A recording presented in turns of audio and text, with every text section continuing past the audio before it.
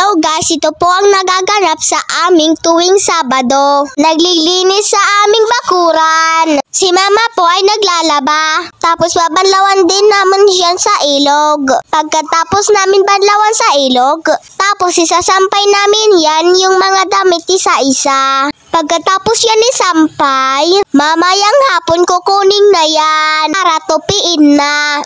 Kung hanggang bukas yan, wala na kaming susuotin. Yung bago naming damit, nandiyan lahat. Si mama pag dumadating galing sa eskwela, ay pagod na pagod. Nararamdaman mo na talaga yung pagod niya. Tapos pagdating sa bahay, ligpit agad. Kasi minsan napapagod si mama. Kasi rin minsan si papa hindi umuwi. Ayan, umuwi na pala si papa dyan. Nag-give pala si papa ng tubig sa gripo para ilalabar namin. Si Papa Bu dyan ay nagpapakain sa mga kapatid ko. Si Papa po, yung trabaho ay parang tricycle. Si Mama naman po ay teacher. Kahit mahirap lang po kami, at least may mga trabaho yung magulang ko. Napapakain kami ng wastong oras. At hindi rin kami pinapabayaan ni Lord. Mayaman man o hindi, pare-parehas lang din ang tingin sa ating ni Papa Jesus. Wala mang kakampihan si Papa Jesus. Lahat niya tayo kakampi. Walang mayaman, walang mahirap, lahat tayo pantay. Lahat tayo nakakakain ng wastong oras.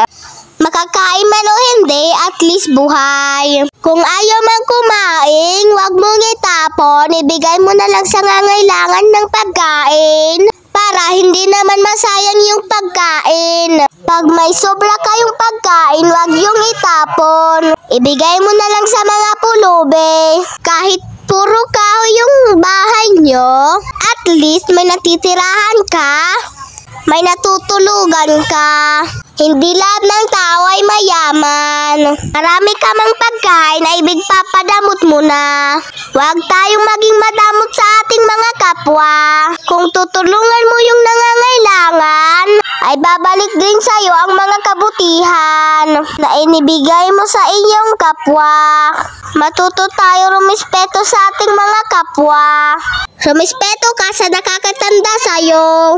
Hindi mo man yan kaano-ano, rumispeto ka pa rin.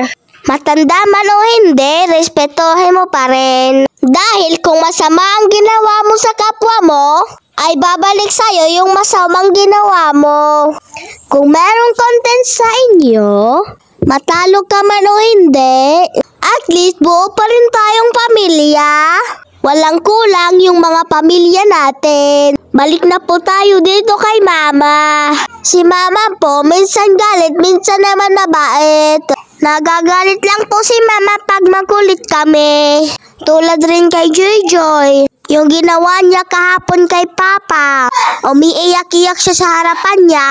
Inibibigay naman yung gusto niya. Kaya ayan, tuloy napalo siya ni Papa. Hindi lahat ng tao ay nagagalit. Merong din taong mabait. Sinong nag-exam dyan? Sinong nakapasa? Kung hindi ka nakapasa, tapos umulit kayo ng exam, pag-aralan mo yan ng mabuti para makapasa ka rin. Hindi lahat ng oras ay makakapasa ka. Para ka makapasa ay paghirapan mo rin. Hindi nangungupya ka lang kahit kanino. Pinaghihirapan nila yung mga answer nila. Magdamag silang nag-review tapos kukunin mo lang yung answer. Sayang naman yung nireview nila. Tulad rin yan kung nagnanakaw ka. Pinaghirapan nila yung binili nila tapos nanakawin mo rin.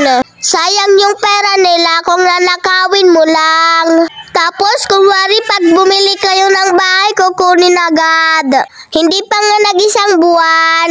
Sino ang may tindahan dyan?